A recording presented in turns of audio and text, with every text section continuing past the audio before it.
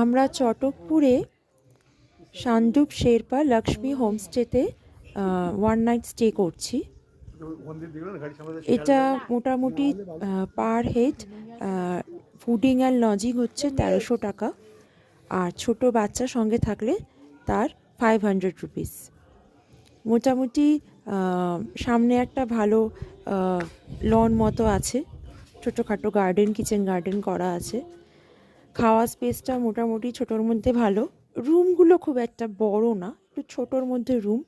আমরা ছবিতে খুব একটা বুঝতে পারিনি, এখানে এসে দেখছি। তবে পরিচ্ছন্ন, বাথরুমটাও মোটামুটি পরিচ্ছন্ন ছোটোর মধ্যে।